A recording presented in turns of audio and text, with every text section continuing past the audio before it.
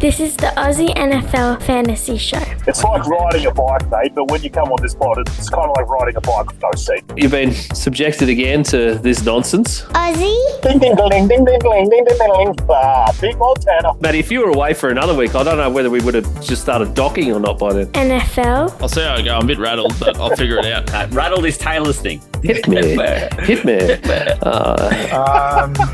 What a reaction. I might have been a little bit aggressive with my response to that. I'm so sorry. I apologize. Fantasy. So is it like it's a nutty shit, or is it a corn shit, or is it like a beer shit? I'd like to take on an apocalypse of Marvin the Martians, please. This is the Aussie NFL Fantasy Show. It's purple. What are you talking about? Barney's purple, you dickhead. Just combine it.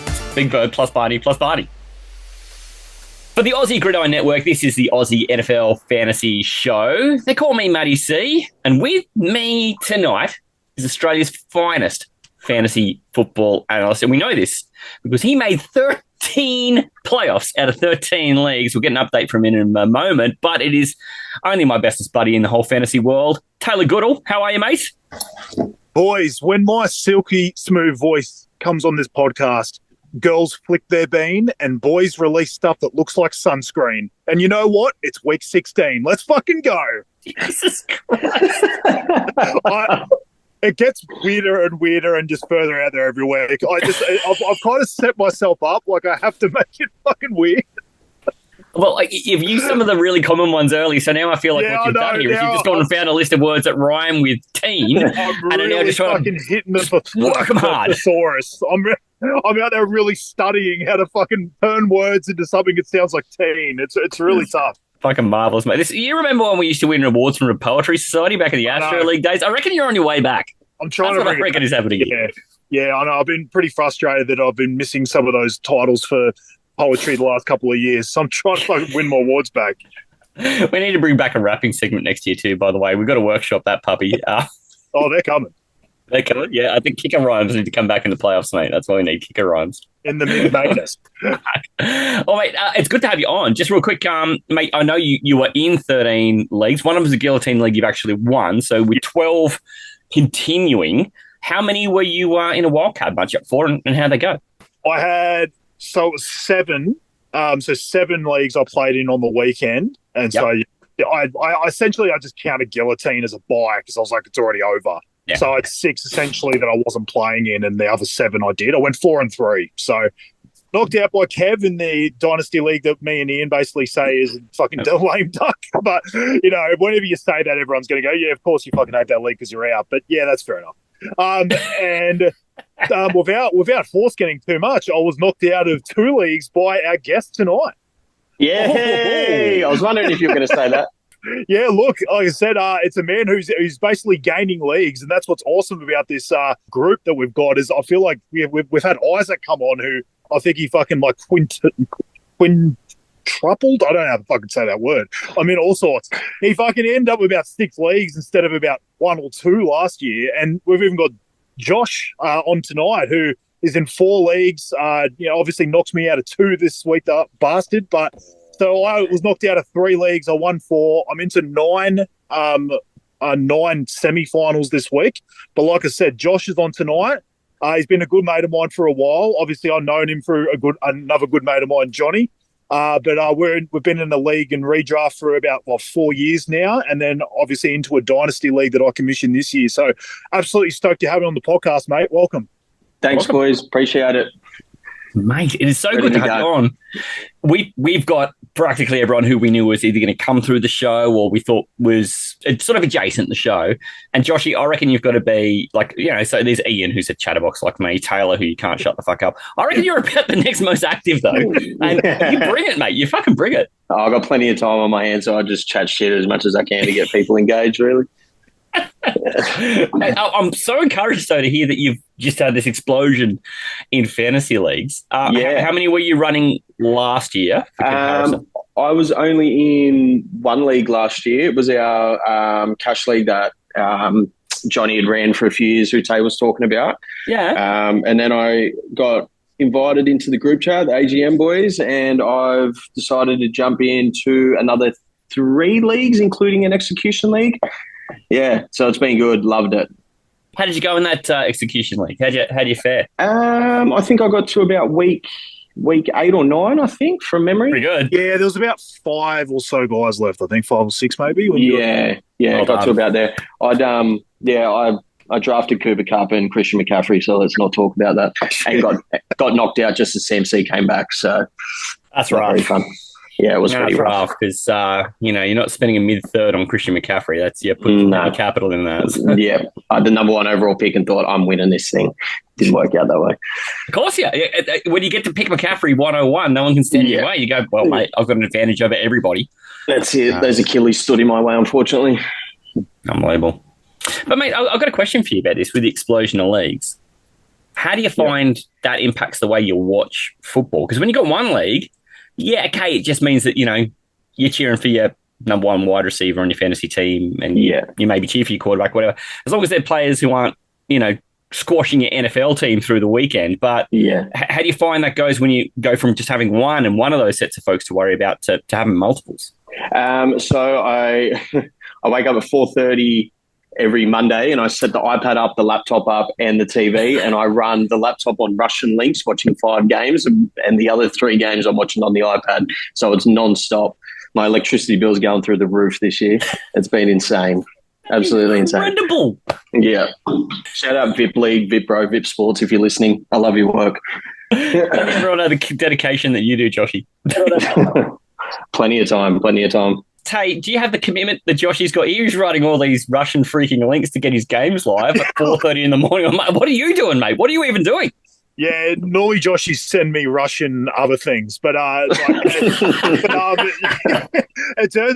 mate, if I needed them, I'd be after him. Like if I've got the fucking commitment, if I need it, but I just generally just watching or whatever games fucking pop up on ESPN and whatever games you can sort of get through that. But yeah, mate, if I really needed it bad enough, I'd be fucking at his doorstep asking for those links. It's been a lot of red zone this year. I worked out halfway into the year. I went, oh my God, I can just watch one and the guy will do it all for me instead of $100 electricity bill every day on Mondays. But Manjot's favourite guy, Scott Hansen. I mean, Manjot loves that guy. How good? Yeah, he's the best.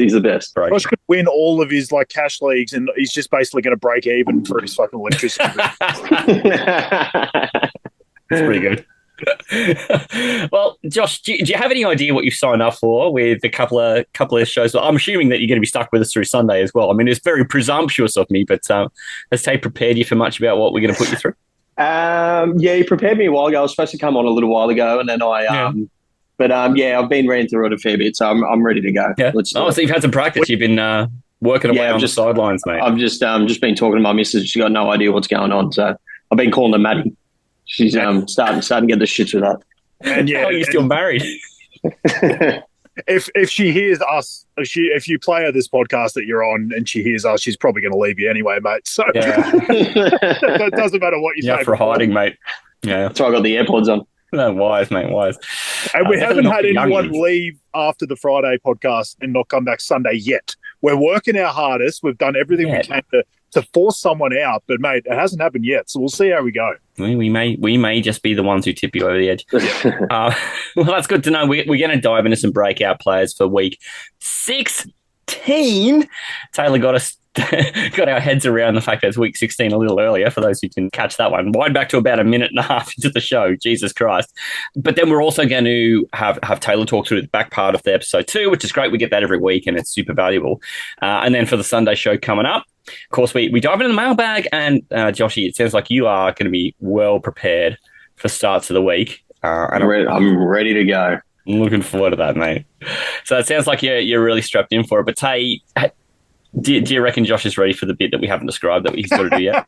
I always wait for how you're going to sort of lead this in, but Joshy, I know you've listened to some podcasts, but I don't know if you're fully ready for this, mate. But basically, anytime we've got someone that's new on the podcast, we don't want them to just have to go straight into NFL fantasy chat. We want to ask them 5 questions from 2 wankers, ass clowns, whatever you want to call us to, weird hosts. But mate, basically, we've got 5 questions for you just to get you chatting, and then some of them are about NFL fantasy. Some of them could not be anything further from it. So basically, Matty's got 3 normal questions, and I've got 2 of the weirdest shit you're ever going to hear. So good luck. All right, let's do it. Okay, just ease the tension, baby. Just ease the tension. Get off of me. That's exactly how it goes, mate. It's like you've read the script, that.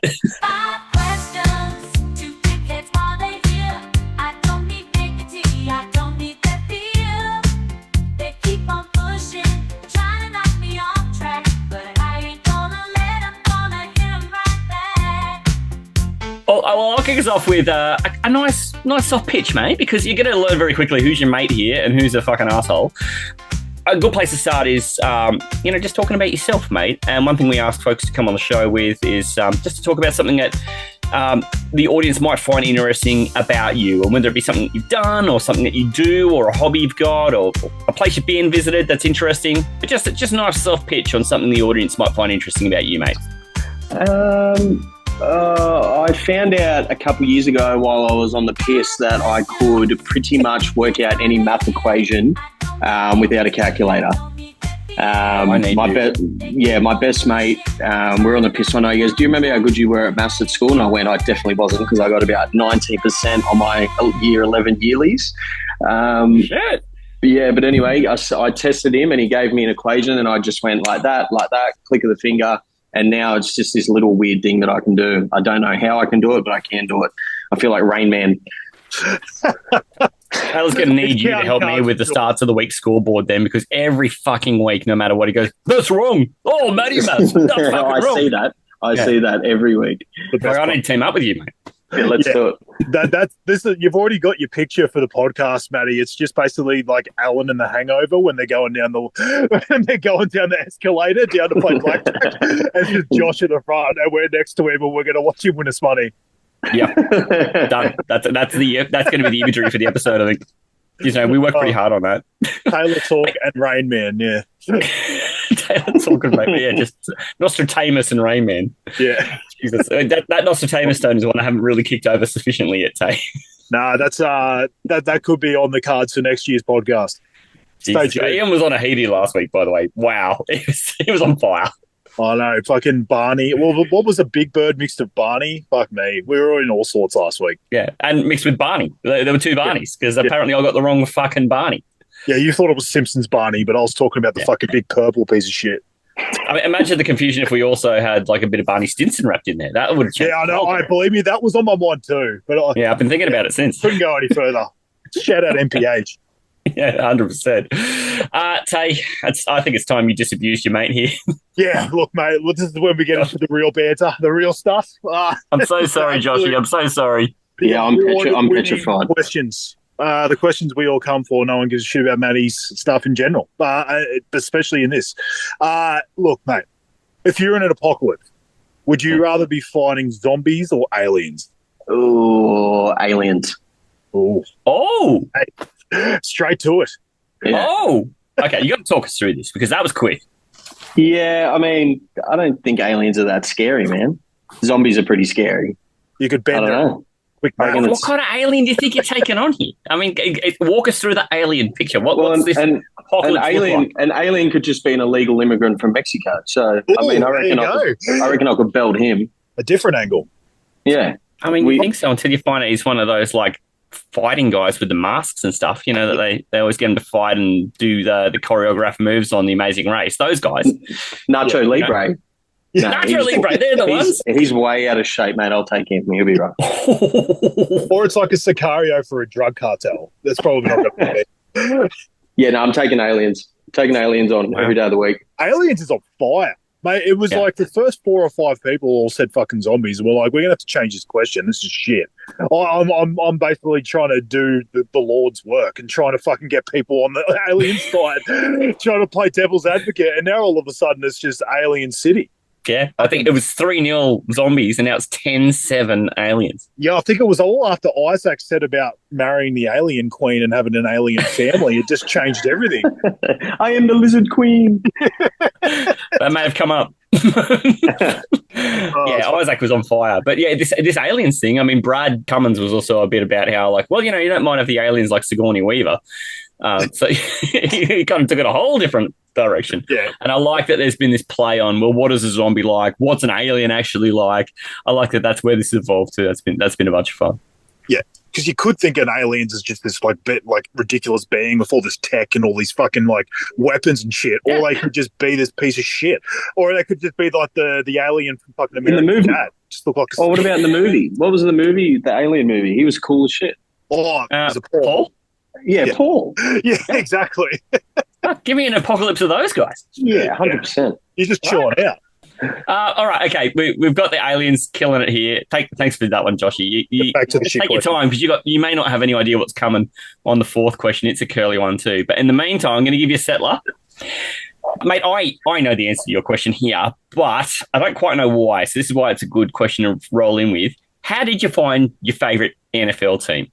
That's a good one. So Johnny, who Tay was talking about before, my best mate, he's a Patriots fan. Huge Patriots fan. So when a knob, did you say knob?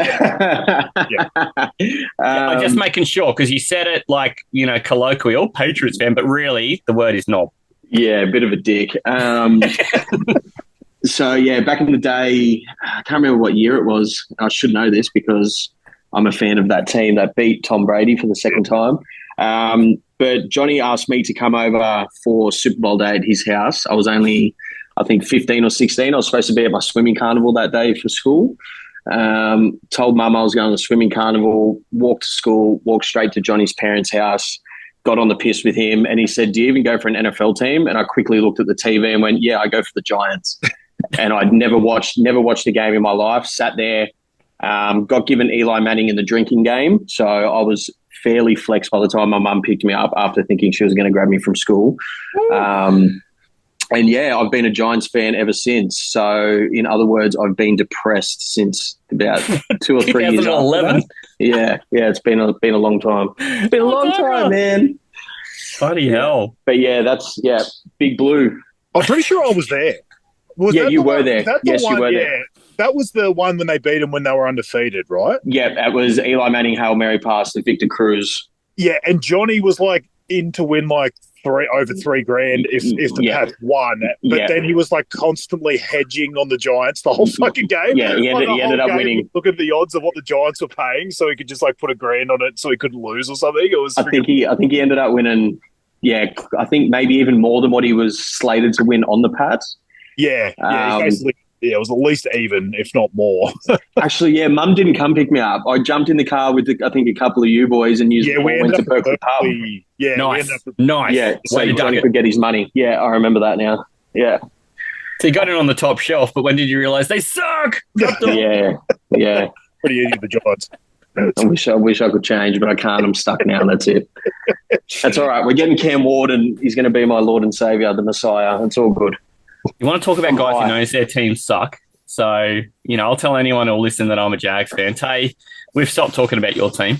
Mate, you're in good company. Yeah, I've basically disassociated myself from the Titans a long time ago on this podcast. But look, they're starting to do some pretty good work with tanking. I'm pretty happy with what they're starting to do. Putting Rudolph in might not help. They probably should have left Will in because he was doing great tanking work for us. But yeah, look, in the end, it's just that's all it's all about now is actually trying to lose. Honestly, that's where we're all at. Like, as Jags, Giants, and Titans fans, it's actually a race to the bottom that we're all trying to win. But I'll just bring up quickly with Joshy because he's mentioned he's a Giants fan. This is the man who got the 101 in our Dynasty League and took Malik Neighbours over everyone. But so much shit. Like, no one's ever been given more shit about anything ever. But in the end, fuck, the guy looks and I honestly don't think you would do anything different if you knew what you do now. So, Week 5, this guy was a freaking genius. A genius. I'm taking him. That's it. Every day of the week, twice on Sundays.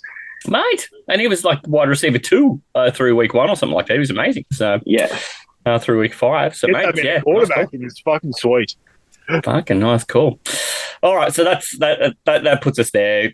Giants, and you realise they suck pretty damn quickly after the Super Bowl win. But mate, look, Unity ticket. Tay and I, guys, we know a bit about teams that suck. So you're in good company, brother.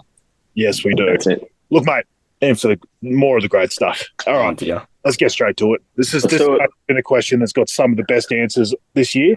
Sure, we'll put it together on either a T-shirt or some sort of social media post or whatever I've done.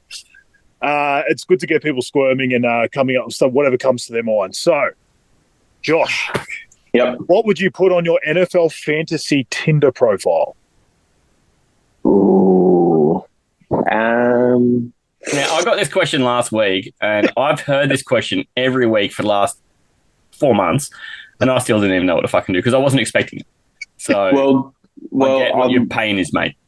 Isn't the whole point of Tinder to get as much as you can? Oh, now my missus is staring right down my soul saying that. Good time.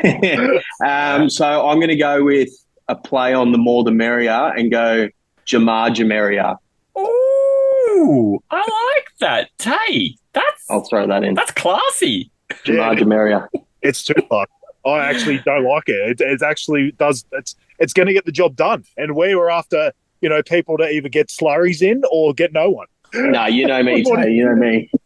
Yeah, that's a nice little play there. I think you get some intrigue. Josh will probably be on the podium for people that might actually pick up with their one. Along with Quinny. Well, I can't remember what mate, we've had that many. His was the Chubba Hub. Oh, that's right. You're stuck on my Chubba Hub. I'm like, yeah. Pete Neal with his cheese in your head. Yeah. That's what I mean. It gets the best fucking shit. It's not CM Seaman. Oh God. But No, nothing CM Seaman. That was just gold. Right off the top of the noggin. Josh, what do you think you're reeling in with Jamaria there? Josh, what's your market? I'm going to be real careful here. It might be why I asked. No comment. No comment. You're a fucking pro. Absolute pro. I'm going to throw you the life raft here and get you out of this segment with a real winner. Mate, you've been playing fantasy for a couple of years, good few years, and a lot of redraft, and now into the dynasty end of it. So your answer you could come from anywhere. But, mate, this one's going to come right down to fantasy NFL. And we've had a range of answers on this one too. But in the time you've been playing NFL fantasy, who's been your favourite fantasy player? Oh, that's a good question. Because we've had a range. You've had superstars. We've had people who've just won a guy enough games to get into the playoff. We've had waiver wire guy you had 1 year. We've had all kinds of me and Tay every year seem to I either acquire T Higgins or I either give him up to Tay. He's usually we usually spit roast T Higgins every year in our redraft league. I think there was 1 year where we actually traded him to each other more than once. Yeah, we did 100%. Yeah, last year I think it was. Yeah, yeah. I'd probably say T because I've had him probably the most, and I try and go after him as much as I can. But if I've got to pick a player that I love to watch that I try and get in fantasy, it'd have to be Burrow because he's ice cold. I love him, absolutely love him. Yeah, so it'd have to be Joey Burrow or T Higgins, I'd say. What a nice little pairing. I like that they're a little pigeon pair too. That's my stack this year too in that redraft league. So yeah, stacked up. Good job. Love it. We haven't had anyone mention a stack. We all know my soft spot for T Higgins. I bring it up on the podcast every year. He was actually one of the guys I drafted the most this year. But he also ended up, him and DK were ones that I drafted a lot and somehow ended up trading in almost every league. I didn't end up keeping either of them. And it's weird. I'm kind of fine with it. Like T, probably to a lesser extent, he's been good when he's played. The problem has been when he's on the field.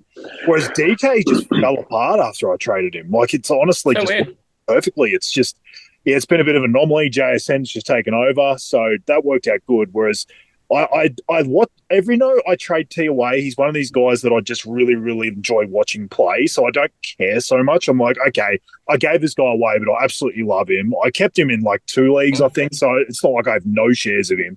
But he's just one of these guys that, it's hard. Like, you know how good he is when he's on the field. So it's so frustrating to see him get a soft tissue injury for the fucking 6th time in 10 weeks. So it frustrates you more than anything else because you know what you're missing. Whereas like some guys, like when they get injured, you're like, they could have been shit anyway or whatever. Whereas you know Higgins is good when he's there. So it can be a bit frustrating, but I love him. I just think whether he's on a new team or whether they do pay him, I just think he's going to be good whenever he's on the field anywhere, I think.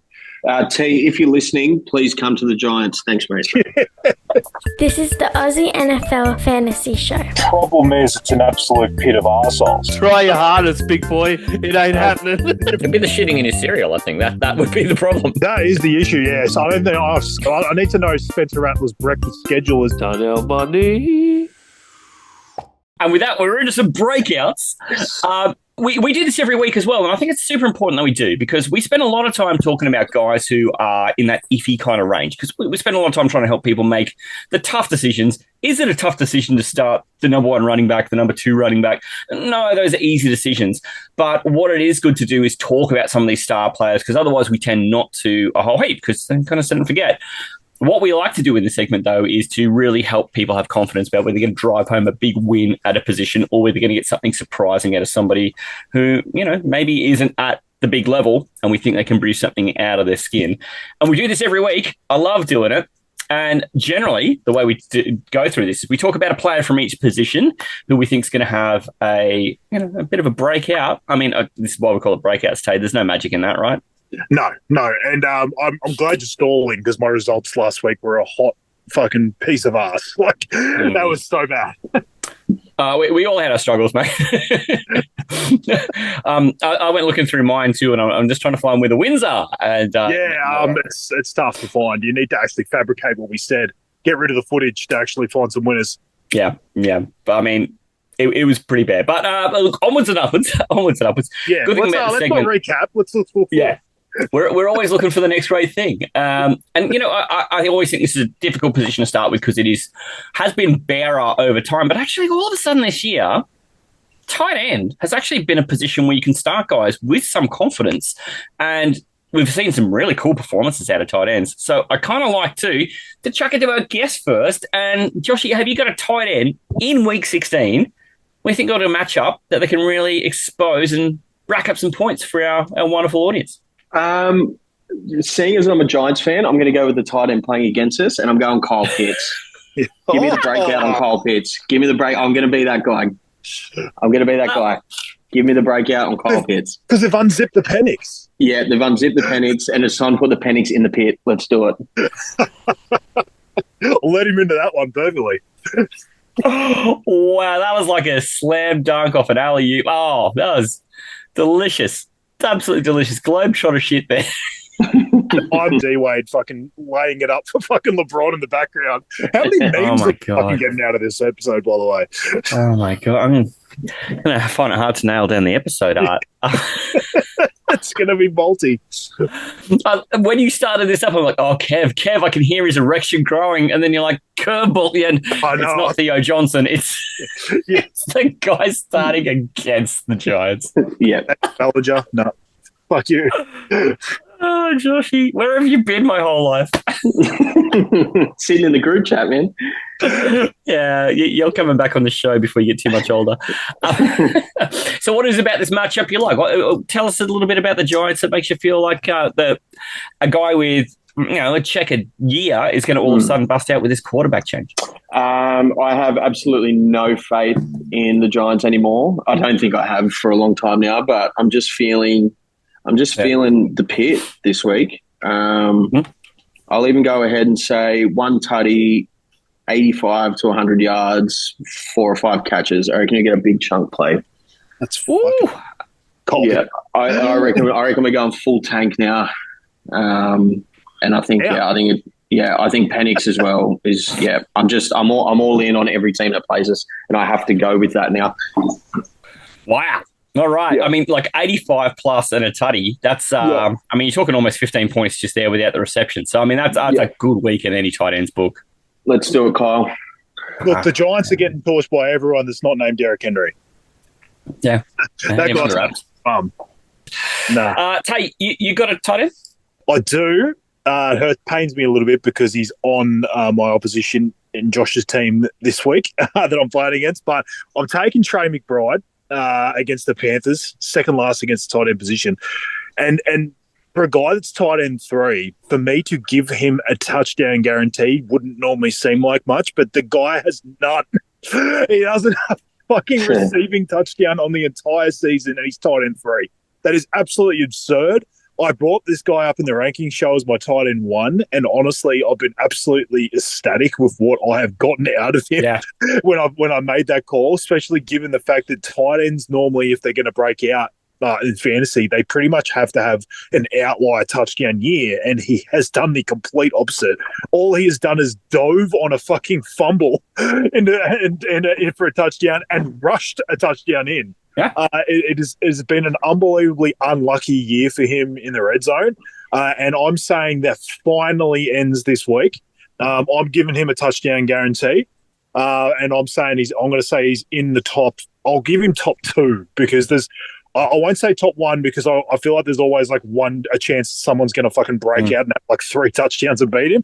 I'm going to say he's top 2 tight end, and he gets that touchdown guarantee, his first receiving touchdown of the year. Wow. Isn't that so amazing that his touchdowns are just a rushing touchdown and a diving on a fumble? Oh, incredible. And it's not like he's not getting any targets. They seem to be roaring him up targets in the red zone, and it just, every time it doesn't work out. It just Kyler fucking realizes he's fucking 4 foot tall and just like sends it over him or fucking under him. He's just cannot find him in the red zone. Can't find him. Yeah. It's insane. Once the field's compressed, it's a trouble. Yeah. He's like basically setting records for the amount of targets he has without a touchdown. It's basically Deontay Johnson had some ridiculous year where it was like 140 targets or something without a touchdown. And I know, wasn't it Jacoby Myers went fucking ages without a touchdown, didn't he? He went like he had a massive record for spanning over 2 seasons, but I think Deontay had the most in one season without a touchdown. Yeah. And it was the year after Antonio Brown had gone, and Deontay was kind of the one. Yeah, and he got targets from Big Ben. Yeah, the dropsies, man. He just dropped so many things. And now he's Benny Jones's mate. Yeah, oh, mate, what a story. Unbelievable.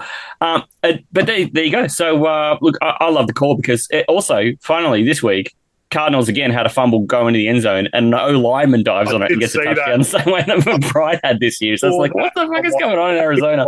I was like, is it going to be him again? That'd be hilarious. Unbelievable. Mate, with mine, I just went straight to the tuck shop and going with Tucker Craft because, mate, the Saints not good.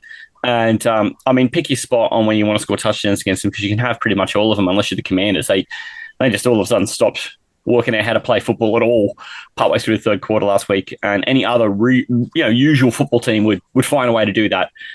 So given that it's the Saints who don't have a heap to play for, and that Tucker Craft is just continues to get targets in the important part of the field. It's not like he's getting a whole bunch in the middle of the field. He's a part of their offense when it's point scoring time. I'm just leaning on the old Tuck shop, Tucker Craft. Give me a lunch order. Very fitting in Green Bay. 100%, mate. All right, we'll want to move on to the wide receiver. Tay, I'm going to throw to you first on this one, mate. If you've got a wide receiver who's going to take us to glory in week 16. Oh, mate, I've brought this guy up so much in this podcast, especially Ian and I. I'm also going back to a guy on my team in me and Josh's matchup instead of against me. I'm going Mike. He is absolutely on fire. He's also, like Ian and I sort of brought up that he is trying to, obviously get that 1,000-yard mark again that he's done every single year. And he really needed to get his ass going because he obviously had that huge injury in the middle of the year and it basically hampered his numbers. But Ian and I were looking at it going, he basically needs to average 105 or 110 a game to get there. And all of a sudden he's just lighting them up. And I do feel like this team respects him so much that they'll force feed him. Like, even if it's hurting the team, they'll force feed the fuck out of this guy. And he's just got this connection with Baker. I basically target him every single league I didn't already have him at the trade deadline because I've honestly thought that it wasn't getting talked about enough, his connection with Baker. And the fact there's no Chris Godwin, obviously, out for the season, I thought there was a massive opportunity to get Evans. I traded for him in the league that me and Josh are playing. I think I sent Chuba Hubbard for him just before the deadline. And honestly, I think most people might have looked at that and thought that was dangerous because running backs are harder to come by and Chuba was playing really well and Mike Evans wasn't even back from his injury yet. I was basically taking the shot that he was going to turn it around. But for this week up against Dallas, who are 23rd against the wide receiver position, Yep. I think there's going to be a shitload of passing in this game again. Not saying that Bucky Irving can't get it done on the ground for them, but I just think it's going to be a high-scoring contest. I think that Dallas they're pretty much, they are out of it now, so they're just playing in high-scoring games, just trying to get their guys to probably some of their bonuses at the end of the year too in terms of yards, so they're chucking the shit out of it, and I think Tampa's going to do the same. So I think this is a high-scoring game, and I think Mike Evans is going to have another big game, so I'm going to give him 130-plus yards and a touchdown. Ooh. I hope not. and if one of those touchdowns could be a 40-plus yarder, that would really, really help, because it basically turns into 2 touchdowns. Bloody hell. I mean, on the Mike Evans watch, I know Ian would like me to recap this. He's now got 52 receptions. He needs 70 for his bonus. He's got 749 yards. He still has 3 weeks to get the remaining 250. You're halving that with what you're calling for this week, and his 9 touchdowns put him 4th in the NFL. Just looking to add another one to that column. I think when he got 10 touchdowns, that's one of his markers too, isn't it, Tay? Yeah, it is. Yeah. It was. So there you go. So I just kind of think we're on Mike Evans' watch like we were on Hawk watch years ago before he got hurt and the whole thing fell apart. But yeah, there you go. That's. For those people with the show long enough at Hawk Watch, mate, that's a heck of a ballsy call. Josh, clearly you're not looking forward to that happening, but have you got a wide receiver who you think's going to blow the barn doors open? Yeah, I'm just going to do what Tay did, and I'm going to pick someone that's on my team going up against him and go with. I'm going with my boy T. Higgins. Yeah. Last time they played the Browns, he only had 4 receptions, but he did have 82 yards and a tutty. Yeah, I don't know. I feel like Jamar towards the end of the year, I don't know. He keeps doing it, but I'm just expecting a really big T game sometime in the next 3 games. I feel like it's got to happen. Yeah. That's who I'm running with this week, and I'm praying that it happens because it might just get me over into the grand final with the Burrow stack that I've got. So, yeah, running with T. The Burrow stack. I love that. The same guy as you mentioned in your favourite players all time. Love them. And here you are, calling their number. That's it.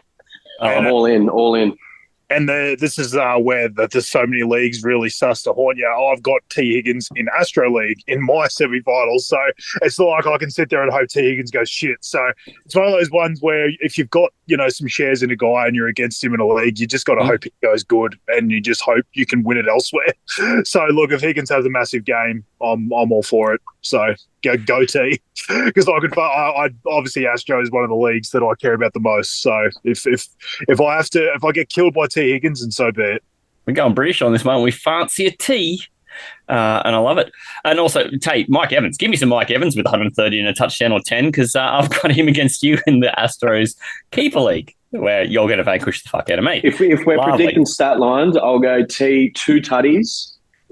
64. I'll go 85 yards. Oh, and 5 receptions.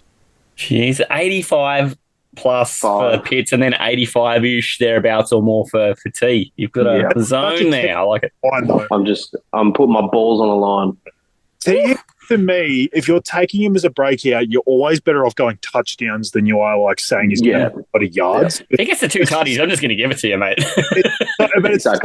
It's so hard for him to take more yards than Chase, because like Chase has these enormous plays, and generally Higgins, when he breaks out in the game, it's because he gets the touchdowns in the red zone. It's not because he all of a sudden had 150 yards and Chase had 80. It's kind of always the opposite. So the line that you've actually given makes a lot of sense. I think you'd rather just take the shot on him getting the touchdowns. Yeah. Yeah, that's my boy. I'm going to do the same. I'm going for a player who's very enigmatic on their offense, more like the Jamar role than the Higgins role. And I'm going to put my chips on A.J. Brown, because they just don't know that Washington defend fucking anything. They're a bottom 5 team masquerading as a 7th seed. And they barely hung on against a hopeless Saints team. And they've just only ever been good against teams who've got negative records this year. And the Eagles have a legitimate shot to wind up as the number 1 seed in the NFC. So they're just going to get no fucking mercy. So I'm leaning on AJ Brown. I think he's going to just have another one of those beautiful 100 to 120 yard sort of days. He'll grab your touchdown, probably do it on 6 receptions, because he's just a freaking beast. So I'm just going to plant my chips there and see what comes. if we hit all those that we've already talked about, then me and Josh will be on about 150 points each against each other. We've about 5 guys to play. Because, like, he's got McBride, he's got T. Higgins, I've got Mike Evans and AJ Brown. So, it's going to be a barn burner. Fuck, let's keep this going. The running back. Joshy, you got a running back who's on your team or Taylor's? Yeah, I do. Let's just run with James Cook. Let's just let James cook. James cook. That would be the ultimate, like, sending one of my guys that I love. You'd hate that. You'd absolutely hate that. That's probably so another good. player, going back to what we said before. Me and Tay absolutely love James Cook stocks. Absolutely love him. But, yeah, I'm going with James Cook. He's I seen a little video of Alan today where apparently he asked Shakur in the huddle whether he wanted a receiving or a rushing touchdown. So that dude is just, I mean, if you're standing next to Josh Allen right now, I'm taking you. Give me James Cook. I mean, do you see that longer touchdown Cook scored too? He, by all rights, should have been down on the 15, and he just kept his balance and kept running and picked up speed. He's an absolute machine. Like Dalvin in his prime, he's now at that spot of his career, and he looks terrific. I still feel like he's so underappreciated too. Like, I know I'm looking right now, like he's RB11 on the year, which is roughly around what me and Tay were talking about preseason. Yeah. But I feel like some of the games he's had, he still doesn't get his flowers.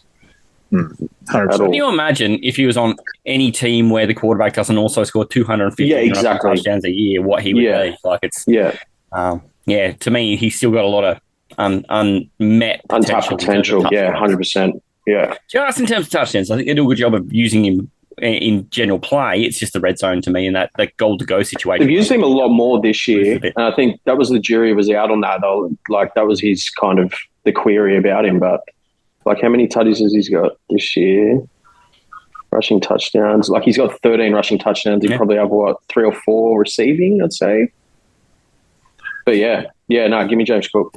Yeah, he could easily be having the Saquon or Derrick Henry year where they're just unstoppable with touchdowns if it wasn't for Josh Allen having so many, which isn't a bad thing because it says, well, the offensive line is getting it done. Exactly, So you don't mind having a slice of that.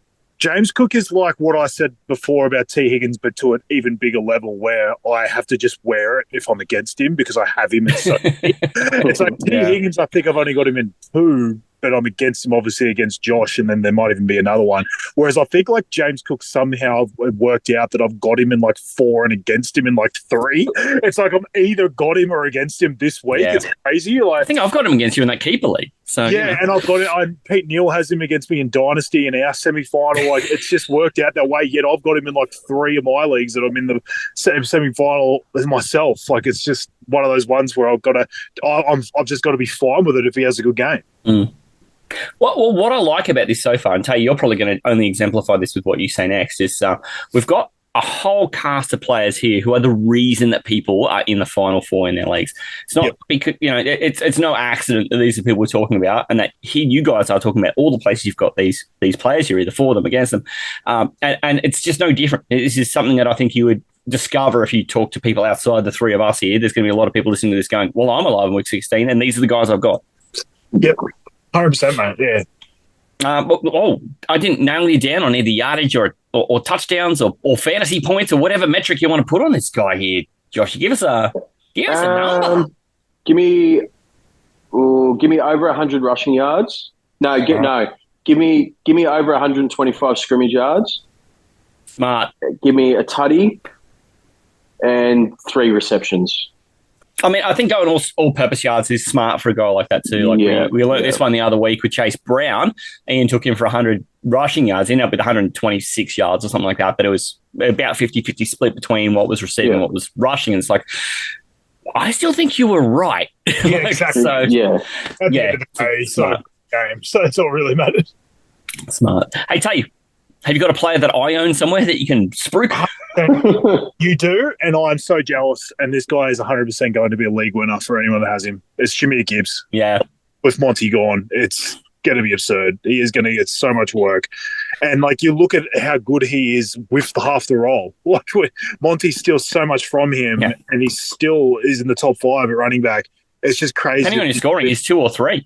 what his potential is without him. And it's not like, look, I'll sprinkle Craig Reynolds in, but he's not going to be what Monty is. So, yeah, he's going to go from like getting 50 to 55% to 80 to 85. It could even be higher. Probably. Like, just crazy. Like, and this Bears defense 28th against the running back position.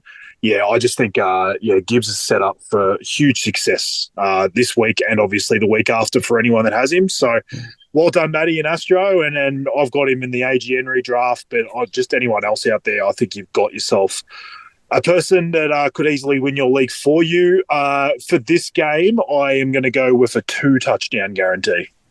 I was wondering where you're going to put it because he's the guy I wanted to talk about too, and you've just said everything right. Like this guy, he's just in this uniquely amazing position when he's gone from being so valuable with a smaller role. And the matchups as well. It's the matchups. We're going to be talking about him next week, I'd imagine too. And I don't know there's a line you can put on that's too high. What, do you want to say 2 touchdowns? Do you want to say 180 scrimmage yards? I think that'll be okay. I mean, because have you seen what the Bears are like against running back? Oh, yeah, they're shite. Well, have you also seen what they're like against people who catch the ball? Oh, yep. Also shite. So pick your poison. There's not a number big enough. Let's sit on that 2 touchdowns, Tay, and we'll both drink together. What do you reckon? Yep, sounds good. Excellent. That makes this a lot quicker. We're into quarterback. Tay, I'm going to stick with you so you can talk about a quarterback because this is a week where there's been a lot of change in quarterback positions and there's some areas where there's question marks for people who've been rolling out a big-name quarterback who got hurt this week. What are you doing with your breakout quarterback? Well, I've got someone that's been absolute dog shit all year, and he's coming fresh off fisting me and Josh's dynasty matchup last week. I'm taking Aaron Rodgers. I'm taking Aaron Rodgers against the Rams. And honestly, I just think at the moment the Jets have basically found themselves in a position where they're out. So they've kind of just like let the shackles off. Like They kind of just don't give a shit. And I think it's just going to be so much Rodgers and Adams. Like, I just think they're going to go back to what they've done because no one cares. It's like these guys are caring about their own legacies now. And now that like they are out, it's like there's no pressure on them. And honestly, I think that's going to continue this week. The Rams are 23rd against quarterback. You've obviously got Garrett Wilson playing well too now all of a sudden. It's absurd. Like Devontae Adams is like wide receiver 12 on the season. It's felt gross. Like I've had him in multiple leagues and it doesn't feel that good. Because it does not.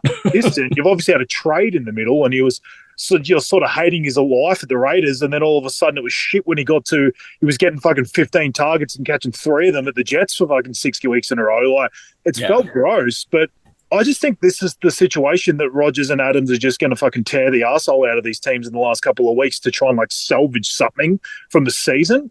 And so I'm going to get in on that, and I'm going to take Rodgers as my breakout quarterback for this week.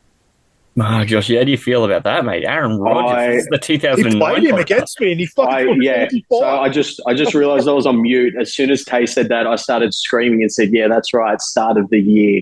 Because I had to pick between Rodgers and Stroud, and I went, I'm taking Rodgers because I've got stocks in Garrett Wilson too, and I sent Tay a message and I said I just feel like it's a big Garrett Wilson day, and I had to go with Rodgers if I believe that, and it worked out perfectly. But I couldn't believe that he said that because I was going to go left field and say Rodgers as well. So pretty much everything Tay said, because I'm starting him again in semi-finals in Dynasty this week. I can't go away from him after what he did. Stick with him. Like, we don't care if we have the same one. Like, it doesn't really matter. Yeah, no, definitely. And we just did that with Gibbs. I'm sticking with A-Rod. Have at it. Yeah, I'm sticking with A-Rod. For all the reasons that Tay said, like, they're done now, and Rodgers isn't the type of dude that's going to go out like that. He's just going to start slinging that thing again. There's no pressure on anymore. That's Rodgers all the way now. Give me that dynasty ring. Do you reckon he's ditched the playbook too? He's just getting the huddling on Devontae. 100%. Yeah. There's no coaching or anything right now. It's just those two going out and playing park footy. Well, that's seriously what it's like. I mean, what did he have? It was 200 or something like that and 2 touchdowns against. Okay, so it was against the Jags, but I mean, it's against the team. It happened. You still got to do it. The Rams great either, like, and defensively. But I think they're set up for success again here. Agreed. Such a good call. So do you guys want to talk about where you put your line? You're going to go same line? Do you want to contribute something each? How do you want to do this? Give me Rodgers 2 tutties, 250 yards, and no interceptions or fumbles, no turnovers. No turnover. Yeah, I was going to go 250 and 3. And 3? Yeah, that's fair. Would you join in there? Yeah, join me. Yeah, 3. yeah, I'll go up. I love this. We're all in agreement. We're all just getting along. It's Kumbaya. going to be great until we do starts of the week. I'm going to throw mine in real quick here, and I kind of went out of the box a little here, and he hasn't been good for weeks and weeks and weeks. He's been able to sustain at least one fantasy relevant player at least every week, and the running game has been okay there most weeks too. But I'm going to go to Gino. And I'm going to go to Gino because I think this will be the week he throws up one of those. You know how he just does this occasionally, just goes and throws up like a top 5 or 6 quarterback week. This is the week where he could do it. So if you've been riding with Mahomes and now you're shitting yourself that you're going to have Mahomes against Houston a day early, and you just don't know what you're going to get from Mahomes if he even plays, I actually think Gino's the kind of guy you can just go and scoop up now because he's available fucking everywhere. And you can roll them against Minnesota, who are a pass funnel. And we know this all year. The running game is going to struggle against Minnesota. It's very difficult to run against them. They are going to be at home, so it's a good opportunity for them to be put the ball in the air. And I just do think that, he's been able to sustain one. JSN's been terrific. And, it's not like they've got these absolutely amazing corners over there and secondary over there in Minnesota. I just kind of feel like they could be had. So I'm going to throw my money on Gino, and I'm going to put a number on the fantasy points. I'm going to say 22 fantasy points. Yeah, I was surprised to see that he was basically straight into practice because I was thinking there was a chance he would be out after that injury. It looked like he copped, but I don't know. I reckon he'll have a shitload of yards in this game. The only question for the fantasy points will be the touchdowns because he has this propensity to throw 300 plus yards and somehow end up with 0 or 1 touchdown. He just seems to do it a lot with this team, but I'm fine with the call. If I had Gino, I'd be putting him out there too because I actually think this is a good matchup for him. Minnesota's very beatable in the air and seem to be not great against quarterbacks in fantasy. So, yeah, I've got no issue with it. I was kind of surprised at Seattle. I thought Seattle came out and kind of got absolutely boat raced against the fucking Packers. I thought they would have been up for that game and they weren't. So I do see turning it around a bit this week. It was an embarrassing start to be staring down 10-0 so quickly. They need to come out hurt this week if they want to try and continue to keep their playoff dreams alive. They need to react to that. Josh Jacobs just fucking smoked. My boy. Yeah, tutties everywhere. So I'm just going to race down here. We've got, we'll go from tight end and work our way back. Joshy, love that you got putting your Penix in the pit. That might be a highlight of my year. There's your quote. It's amazing. 80 odd plus, maybe 85 and a tutty. Also McBride, we like that. He hasn't scored a receiving touchdown all year. Something's got to give. I've gone with Tucker Kraft. For the wide receivers, Mike Evans, 1 million yards and a touchdown from Taylor. Maybe even throw in a second. Why not? T. Higgins, definitely 2 tutties and a bunch of yards. And I'll throw in A.J. Brown. Let's have a look at the running backs. There's a consensus on Jahmyr Gibbs just being awesome. And James Cook as well against the New England Patriots, 125 and a touchdown for James Cook. A bunch of touchdowns for Jahmyr Gibbs. And then we'll wrap it up with quarterback. Who can believe that we're talking up Aaron Rodgers and Geno fucking Smith? But that's what we're doing. Aaron Rodgers, maybe 3 touchdowns, 250 yards, no turnovers. Geno Smith, we want 22 fantasy points. That's the breakouts, fellas. I think we've done the people well. Yeah, that was good. Yep. You're all welcome. TALOR. Taylor Talk time. That's right. Hot diggity dog. All right. So like the segment we just did, I'm pretty keen to not talk about last week at all. It's all about looking forward. We'll delete the tape and we'll assume that I did absolutely fantastic. And yeah, that's basically all I'm going to talk about with last week. Can I give you a little credit on one though? Oh, that'd be great. I never give Taylor credit for fucking anything. No, as you should. Well, I try not to be seen doing it.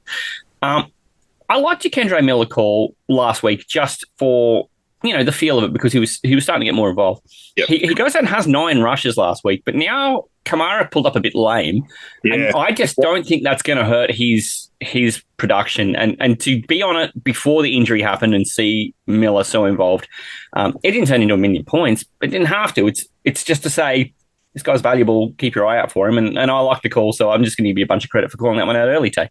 That was kind of what that point was. It wasn't so much 100%. that he was going to come out and dominate in that game. He was the kind of guy that I just thought he was going to be out there on a lot of waiver wires. I just thought he's the kind of guy to dash.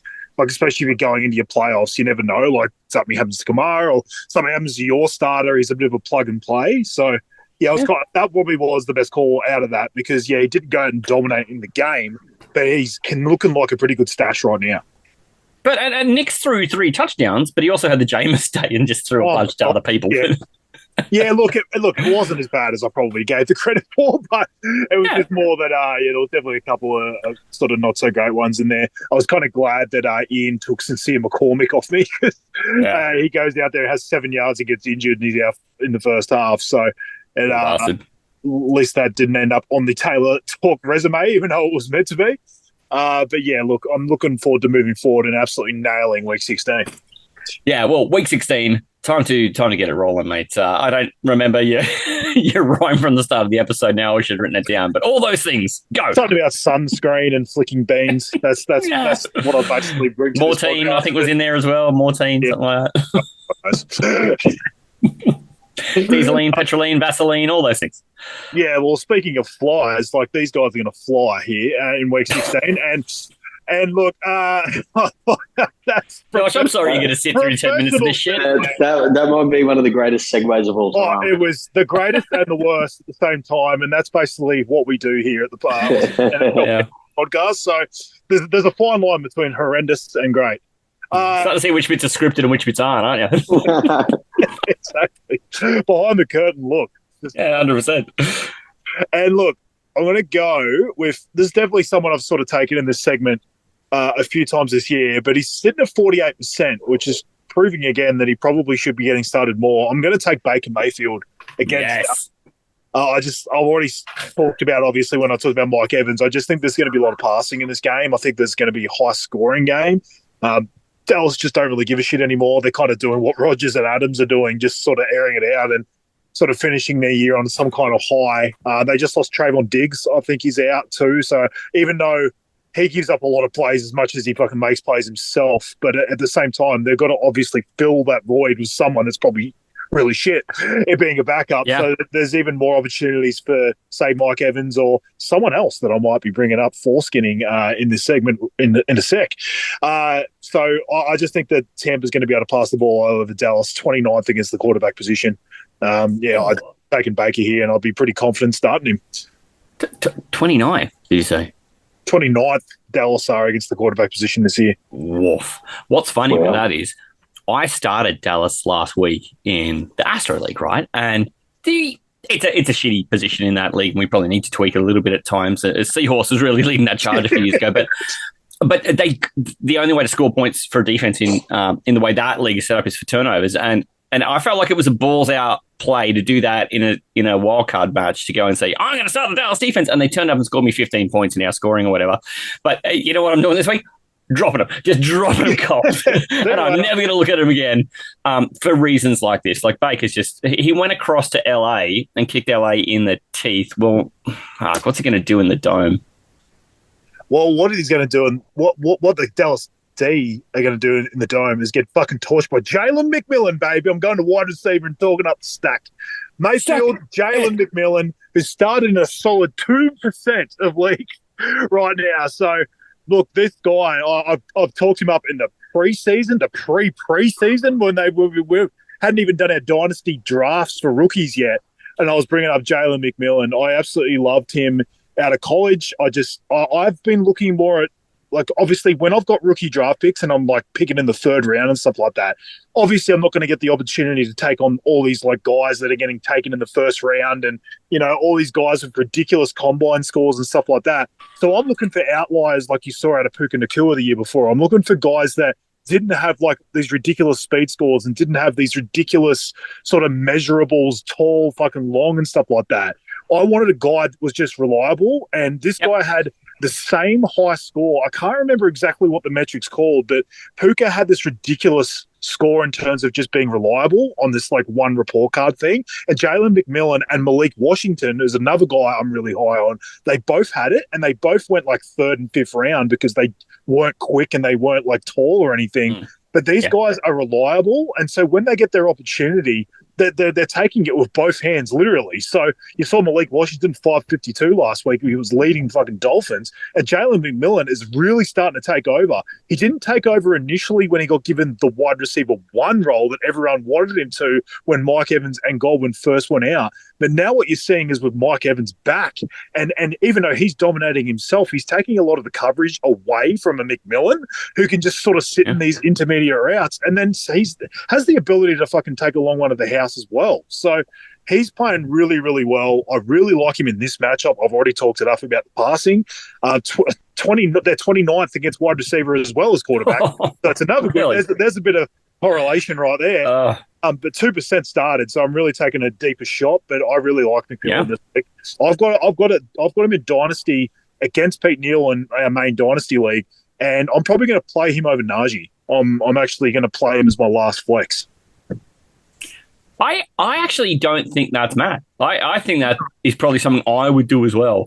McMillan, when that week came up and I'd forgotten Chris Goldman existed because he got hurt so long ago now, and there's been a lot of fantasy water under the fantasy bridge. But there was this week where McMillan was meant to be quite good, and then all of a sudden fucking the ghost of Sterling Shepard turned up and did some stuff weirdly out of nowhere, and hasn't been seen since. But I kind of like that McMillan did find himself in a position where he could just kind of create space for himself while Mike Evans was going off and drawing the coverage role. So it's nice to see that he's finally getting that opportunity at this point of his rookie season too. It's a long year when you're a rookie because you go from having your big senior year, you declare for the draft, then you're all into like pro days and the combine, that kind of thing. Then you get drafted, then you're in mini camp and you got to do then all the OTAs, and then you got to do the preseason, then you got to play the whole season. You actually haven't stopped since the preseason coming into your senior year. So it can be very, very tough on a rookie in especially the skill positions where, there's a lot to learn. But it does kind of look like he's finding his home. I love the call. 2%. Love it. Yeah, they kind of got away from Kate Otten a little bit. Like he was sort of taking away those intermediate routes, and now all of a sudden you're seeing the McMillan sort of take over that. So, I just think for a guy that's getting started in 2% leagues, it'll probably go up a little bit just because of his game last week, but I don't expect it to, go through the roof. I'm just saying they've got a bit more than other people probably have. Yeah, and fair enough. I mean, I can see why. I love that you're going to stack straight out of the gate too. Plus, you've talked up Mike Evans. So he's got all bucks. Fucking it's all about Bucky Irving. No, already brought him up a few times. Bucks like dollars, mate. Bucks like dollars. At running back, I'm taking a guy that's 10% started right now, and it's Jerome Ford up against the Bengals, who was 16th against running back. And just obviously losing Nick Chubb is just a massive, change for him in terms of his role. And you saw him straight away last week. Was it 64 yards? I think he broke one out for. Last week, he all of a sudden, took over from Chubb. There's going to be some Pierre Strong in there, but generally Jerome Ford, he already showed at the start of the year he's going to take on most of that workload. I think they're going to lean on him even more this week because there's a chance it's DTR and not Winston, so they're probably going to need to run the ball even more than they normally do. And the Bengals haven't been really stopping anyone in the running game. Like teams have been able to sort of run and pass on them, really. So it's not a defense I'm worried about, and that's why you're seeing so much good offense out of the Bengals because they're actually having to score themselves because other teams are scoring on them. So I just think it's a good opportunity for Jerome Ford. I've got like my Dynasty League, the FFL one. I'm probably going to play Ford over Kamara because I don't know what's happening with Kamara and I don't want to have to wait until the end of the week against the Packers on that Tuesday night, the Monday night game for over there. 100%. Because I think I would rather just take the production I think Ford's going to give instead of getting it out and getting the fucking zero if he pulls out late. So, I just think he's in for a good game here, Jerome Ford. The matchup. You could run up 100 yards against this defense, so I think you're in a good position there, Tate. Yeah, absolutely. After a fucking broken foot, probably. Probably, yeah. Okay, I've got a tight end. I've got a guy that I've gone around and just swooped up fucking everywhere. Hilariously, we've had Brendan Long on this podcast, and he's going for a back-to-back in that Dynasty League that I'm playing Pete in. Oh, yes, he is. And I was playing him last week, and there was a chance he wouldn't make the playoffs. And so for anyone out there, so there's a bonus if you can go back-to-back. You basically get like a pool of money that goes into a pool for like people that can go back-to-back. I, luckily enough, did it in the first 2 years.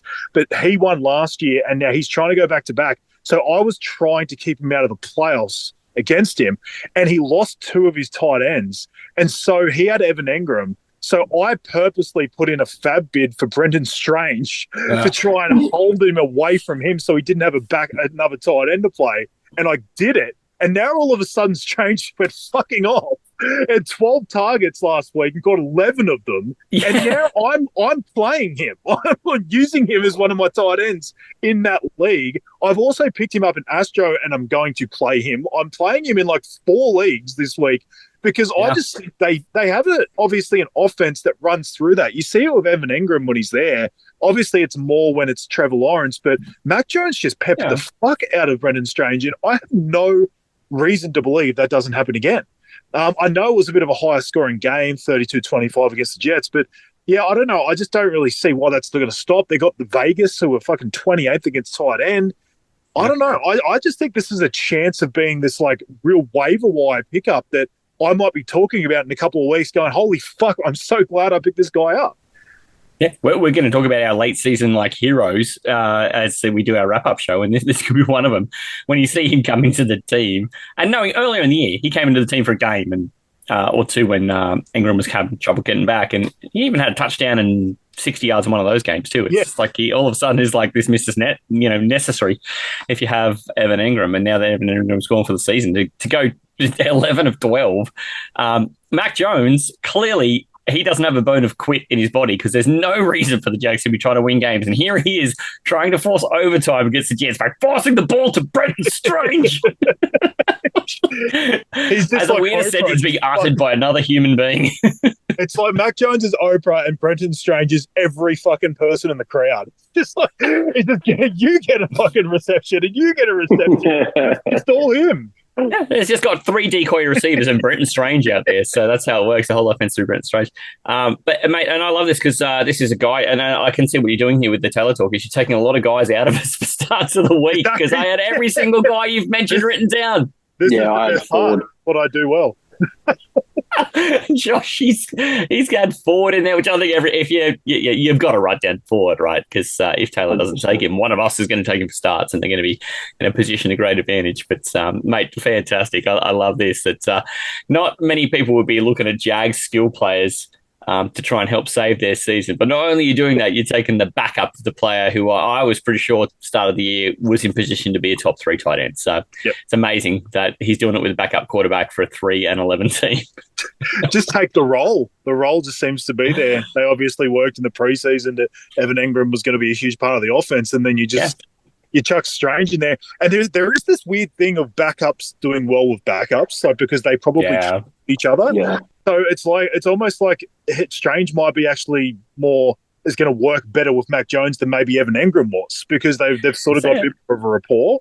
So, yeah, I'm just sort of playing on that. And honestly, in tight end, it doesn't take much. It's like you've got any sniff of something that you think's going to have potential, you just do it. I'll be honest, I picked up Brendan Strange in the league. I'm playing Josh and I have Kelsey. I'm legitimately considering fucking playing Strange. And if it's Carson Wentz, I might do it. Well, mate... I totally get it. Because I think that this is the thing, right? Like, we saw it with Jameis and Tillman earlier in the year, too. Jameis comes in for the first 2 games, he's pegged at Tillman because he spent all of his season so far on scout team with Tillman, and now all of a sudden Tillman's got a role and Jameis has got a role, and there's familiarity, so I definitely get it. But also, like in this matchup, that Las Vegas have been congenitally unable to defend the tight end for the last 32 years, and actually being 28th against tight end is a massive improvement of Las Vegas Raiders. But they're doing high fives. Pass. They're high-fiving in the fucking, behind the scenes, talking about how there's actually like 4 teams worse than them defending the fucking tight end position. They're great. And the Cowboys are probably one of them since they're 29th against everything. Exactly. Amazing. So there's a myriad of reasons right there that I like you, Cole. Pick your favourite. Just so good on the Brenton Strange. But this is where we're at. Fucking week 16, talking about Brenton Strange. Wonderful. Jalen McMillan, Brenton Strange stack. It's going to be one of those time captures when they dig up in 15 years. They're going to be like, what the hell were these guys talking about? Brenton Strange. And you'll look him up and it'll be like, he ended up running a public library in fucking Mississippi or something like that for the next 15. Anyway, yeah, but that's where we are. Won me fucking 6 titles in the process. 2024. Living infamy. That's it. You'll have Brenton Strange tattooed right above your ass, tramp stamp style. I would fund that, actually. Here's another I'm going to start putting away my pocket money. Yeah. Can I recap this? You'll have Brent on one cheek and then just an N on the other. Don't worry about the O. Let's sort it out. Fucking love it. Oh. Like he's Irish. Oh. Mate, I'm going to recap this one. You got Baker at Dallas because our defense is hurting, right? He's 48% started, and mate, we saw what he just did against a pretty stout defense over in Los Angeles last week against the Chargers. Stack that bitch up with Jalen McMillan, who's finding his role in there. So just go ahead and do it. 2% started. Feel good. Jerome Ford, I mean, obvious reasons here. No Chubb, but against that defense too, the Cincinnati defense has not been what you might expect. And then the and they've been doing consistently poor all year, which is just fantastic because you can just line folks against that defense in any position, line them up, and then wrap it up with only a Bretton Strange at Las Vegas Raiders for 81 of about 15 reasons because they're all compelling and good. Go find him if he isn't owned in your league. That's going to be Taylor Talk for Week 16. And mate, I actually hope you have far better results this week than last week because, again, you were doing a similar thing and having a bit of a punt on some guys. And sometimes they come up and sometimes they just miss by whiskers. So, mate, hopefully this is one of those hit it out of the park weeks. Don't know what you're talking about, mate. Last week has been stricken for the record, as I've already mentioned. But this week is going to be fucking awesome. I'm telling you right now. I can feel it. Feel it in my plums. Fucking mint. We've also had Josh Vigurs survive this week on the Friday show with us, and I just assume that he has not been, just abused enough, that he's going to come back, put his chin out, and have a go at the Sunday show with us because we've got starts of the week and a mailbag coming up. Are you in, mate? Let's do it. I'm keen as. Let's go. Too bad Tay took Jerome Ford off me, but that's okay. I've had to go through and rewrite my list, mate. Yeah, every week everyone's pissed off at Taylor Talk because they can't use the guys that are in it. It's going to be a disaster too because starts of the week we were talking about there being a little wrinkle on that one this week, so it'll be making it tricky. But mate, look, for those who haven't caught it too, make sure you go and catch the reaction show. Overreactions, thanks to the G'day Gridiron guys on the Aussie Gridiron Network. You find everything they do right here where you found this podcast, and if you haven't, subscribe to this podcast wherever you get it. Apple, Spotify, everywhere else. You're doing life wrong. Also, you'll get and catch them again tomorrow as they go ahead and preview the biggest games for Week 16. Mate, they did a terrific job of the Week 15 preview, and I'm looking forward to what they circle there. Brad in rare form, too. He's been so funny lately. Oh, my God. You can also find everything that has been happening in Australian gridiron. We had most of the East Coast Bowl games happen last week, and there's a big recap for that on Aussie Gridiron Today. Aussie Gridiron happening right across the country, and there's going to continue to be that through the summer as other leagues are happening. Manjot and I are going to continue to stay in touch with other leagues. So it is a heap happening across the Aussie Gridiron Network. Go and find it all at Linktree/Aussie Gridiron Network. And also, while you're at it, go and buy a nice retro Aussie NFL fantasy shirt like the one I'm wearing. Nice little, sort of big 90s Game Boy style, this design. But go and find it. There's a whole bunch of great G'day Gridiron stuff, Aussie Gridiron stuff, and Aussie Fantasy Show stuff. Plus, you can even get yourself a pastry press NFL jersey for your mum if you want for Christmas. Why not? Go and do it. Josh, coming back for Sunday. Looking forward to seeing you there. It's going to be good. Let's do it. Tay, I'll catch you for the Sunday show, mate. Nice one on your start to the week team last week. We'll recap that when we come back. Don't be a Brenton stranger and give us a follow. What he said. In the meantime, fellas, catch you on Sunday. Hooroo! Yeah, boys. I don't know.